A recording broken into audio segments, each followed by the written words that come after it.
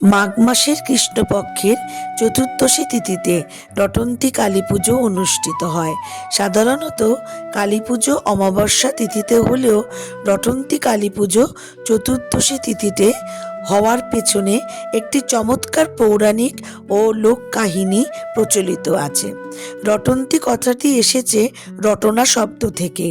এই পুজোর সাথে শ্রী রাধা এবং শ্রীকৃষ্ণের এক অপূর্ব লীলা কাহিনী জড়িয়ে আছে। শ্রীরাধা যখন কুঞ্জবনে শ্রীকৃষ্ণের সঙ্গে দেখা করতে যেতেন, তখন তার ননদিনী জটিলা ও কুটিলা তার সঙ্গে কলঙ্ক রটানোর জন্য চেষ্টা করতেন। একদিন তারা রাধার স্বামী আয়ান ঘোষকে শ্রীরাধার অসতীত্ব প্রমাণ করার জন্য কুঞ্জবনে নিয়ে যান। অন্তর্যামী শ্রীকৃষ্ণ জটিলা কুটিলার এই ফন্দি বুঝতে পারেন। ভক্তের মান রক্ষা করতে তিনি তৎক্ষণাৎ শ্রী কালিকার রূপ ধারণ করেন।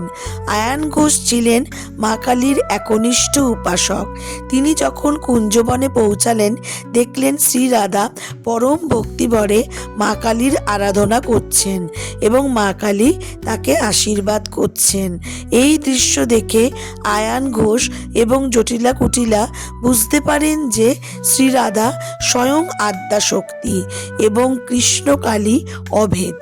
এই ঘটনার পরে দেবীর মহিমা চারিদিকে ছড়িয়ে পড়ে এবং সেই থেকেই এই পুজোর নাম হয় রটন্তী কালী পুজো। এটি হিন্দু ধর্মের বৈষ্ণব ও শাক্ত ধারার এক অপূর্ব মিলনের কাহিনী হিসাবে পরিচিত।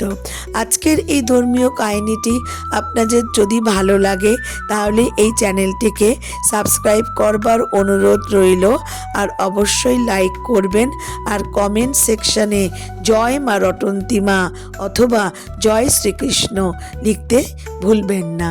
নমস্কার।